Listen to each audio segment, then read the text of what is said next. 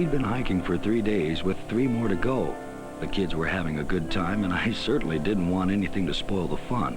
But there was one thing I couldn't ignore. Those high-level clouds with wispy streaks, called mare's tails, are a kind of a cirrus cloud that could indicate an approaching storm system. The prevailing westerly wind has a way of blowing in large weather fronts that can drop a lot of rain or snow. Next day, we got our second big clue, another weather sign. When we looked out that morning, the colored sky reminded me of that old saying, red sky at night, sailors delight, but red sky in the morning, sailors take warning. The clouds were lowering from yesterday's cirrus to what looked to me like altostratus.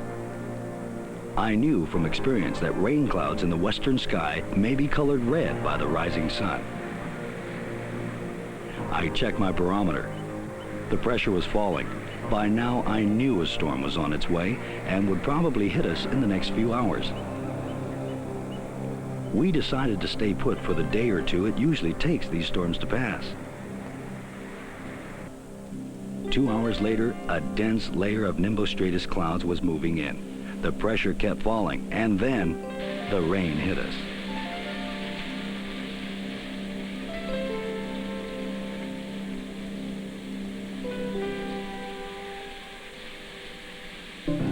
By afternoon, the wind picked up and it gradually shifted direction. The clouds looked different. The sky had become filled with billowing white masses of cumulonimbus clouds, thunderheads. The next part of the storm was coming right at us.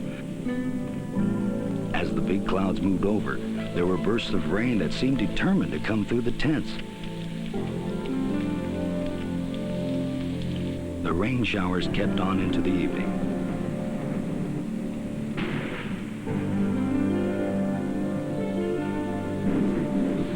Would this rain last all night?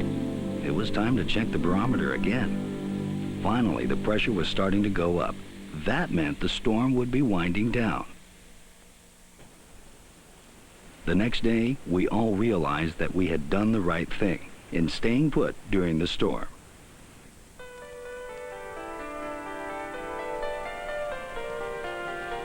Anyone caught on a lonely seacoast during the passing of a great storm has experienced firsthand one of nature's finest shows. But to understand the storm and its different stages, we need to climb above it and look down on it from above the atmosphere.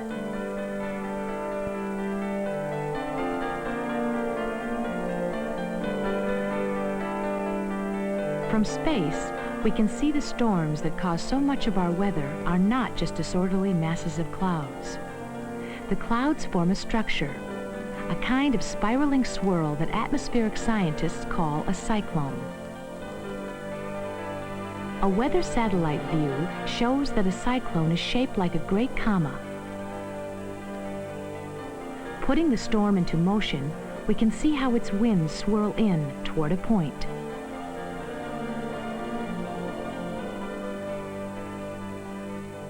Cyclones travel in zones lying midway between equator and poles, the mid-latitudes.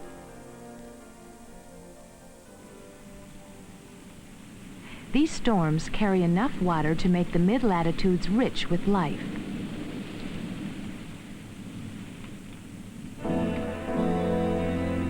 Marching across North America, Europe, and Asia, chains of individual cyclones stretch around the globe, moving from west to east with the prevailing westerly airflow produced by the Earth's spin.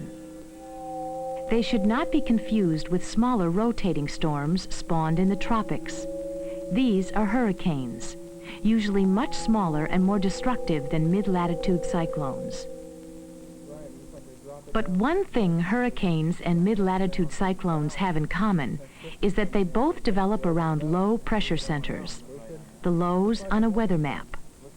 In the northern hemisphere, air spirals counterclockwise around a low.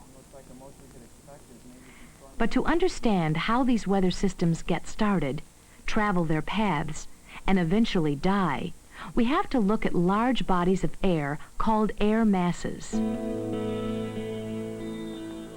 An air mass is simply a great volume of air in which temperature and humidity are more or less constant throughout. These qualities depend on where the air mass develops.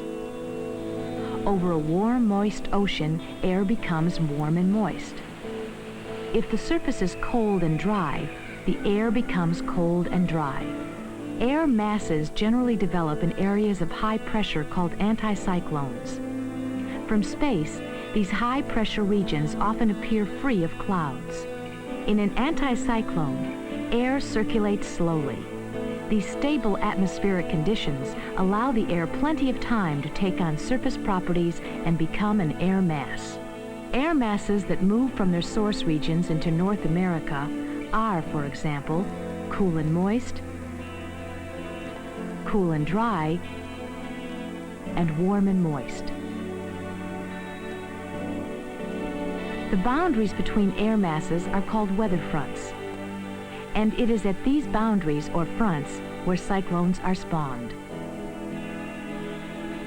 A mid-latitude cyclone plays a role in keeping Earth a livable planet, not only because of the water they carry, but also because of the effect they have on temperature.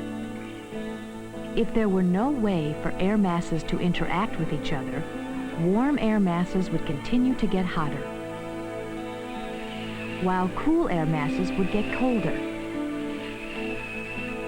By mixing warm tropical air with cold polar air, the mid-latitude cyclone helps to equalize these temperature differences. But the question that puzzled atmospheric scientists for years was, what actually happens at the boundary between tropical and polar air masses to start a mid-latitude cyclone? A clue was found when military pilots for the first time were able to fly at very high altitudes.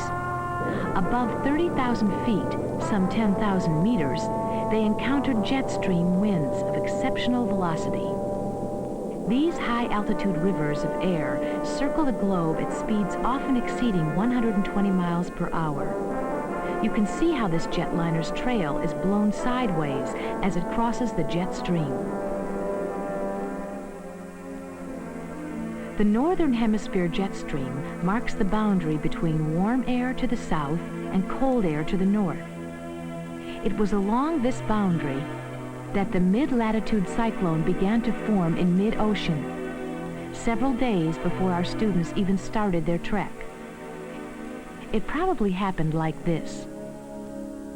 Under certain conditions, the jet stream can make air start to rise from the lower atmosphere.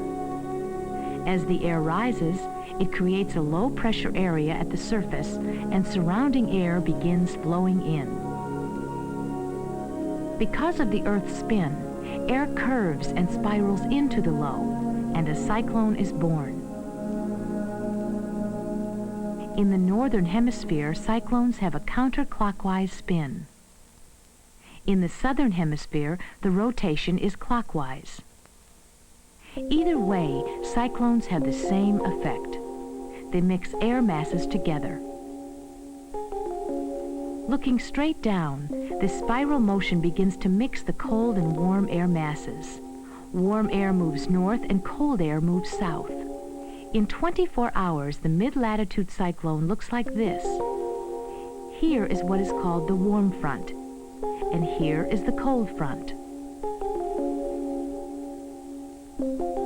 Seen from a satellite several days later, the cyclone has developed a telltale comma-shaped cloud pattern, swirling around a low-pressure region hundreds of kilometers across. Seen as our hikers saw it, the approaching warm front begins with high cirrus clouds. The clouds gradually lower as thicker layers approach, from cirrus to cirrostratus, to heavy altostratus, which thicken to become nimbostratus, rain clouds. From this large expanse of overcast sky, rain or snow begins to fall. A warm front looks like this in cross-section. The warm air, being less dense, rises up over the colder air, forming stratus-type clouds. During this time, the cyclone's approaching low-pressure center was causing the barometer to fall.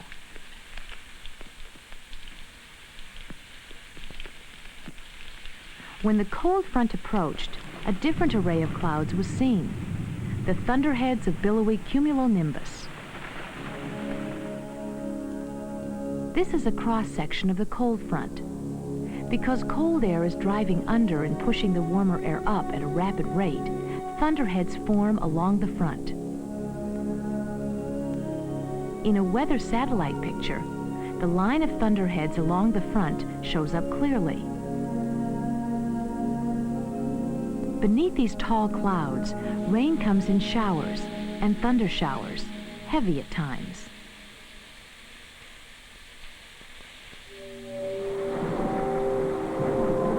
In the late stages of the storm, the cold front catches up with the warm front. The area where the fronts overlap is called an occluded front. Here is the warm front, cold front, and the occluded front. During the overlapping of fronts, the moist air of the warm front has been lifted and trapped above the cold air. This pool of warm, humid air can produce heavy rain. Sometimes, at this stage, the jet stream will separate from the cyclone, stalling the occluded front. Now the energy of a mid-latitude cyclone usually begins to wane, and the clouds break up. Carried along in the prevailing westerly airflow, a cyclone from the Pacific begins to die over the plains. But when it encounters a warm, moist air mass, the storm re-intensifies.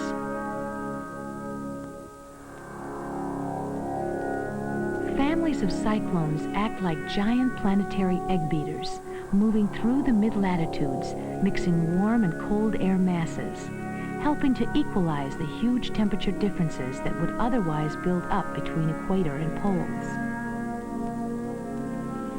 And although they are inconvenient at times, these great weather systems in motion bring the rains that allow life in the mid-latitudes to flourish. After 2 days of storm, we were finally able to make a fire and dry out. Red sky at night, sailor's delight. It turned out to be true. The next day we had our day in the sun.